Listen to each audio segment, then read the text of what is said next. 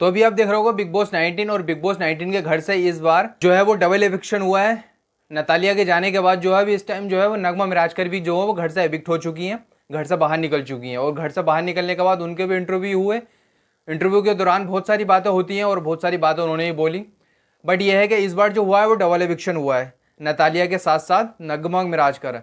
जैसा नतालिया का एविक्शन की खबरें सामने आई तो ये भी सोचने लगे कि लोग कि भाई चलो नतालिया को जो है वो एविक्ट कर दिया तुमने, बट एविक्ट क्यों करा? वो कम से कम मृदुल के साथ दिख तो रही थी, जो है वो जो अवेश दरबार है और जो वो नगमा मिराजकर है वो तो कहीं दिख भी नहीं रहे थे। बट हाँ, इससे जो है डबल डोज से इतना ज़्यादा फायदा हो सकता है कि जो लोग निराशा थे ना, डिसअपॉइंटेड थे नतालिया के एविक्शन को लेकर, तो अब जो है वो थोड़ा सा हैप्पीनेस की बात आ जाएगी कि भी हाँ चलो नगमा मिराजकर जो है वो घर से एविक्ट तो हुई।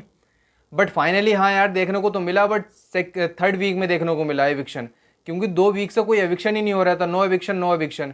बट फाइनली चलो अब हुआ एविक्शन, डबल डोज का एविक्शन हुआ। बट हाँ, नगमा मिराजकर कुछ पब्लिक के हिसाब से जो बिल्कुल सही निकली है, और कुछ ये भी बोल रहे हैं भाई देखो अनफेयर फेयर तो कहते ही रहते हैं लोग। नताले के साथ भी बहुत सारी बातें बोली हैं कि उनके साथ भी अनफेयर हुआ है। बट नगमा मिराजकर को ज़्यादातर जो लोगों का पीओवी है वो यही है कि हाँ नगमा मिराजकर बिल्कुल सही एविक्ट हुई हैं बाहर वालों बोर्डों के हिसाब से, और जैसा लोग चाह रहे थे। क्योंकि नगमा मिराजकर कुछ भी नहीं कर रही थी, 3 हफ्ते हो चुके थे और 3 हफ्ते में कुछ भी नहीं किया उन्होंने।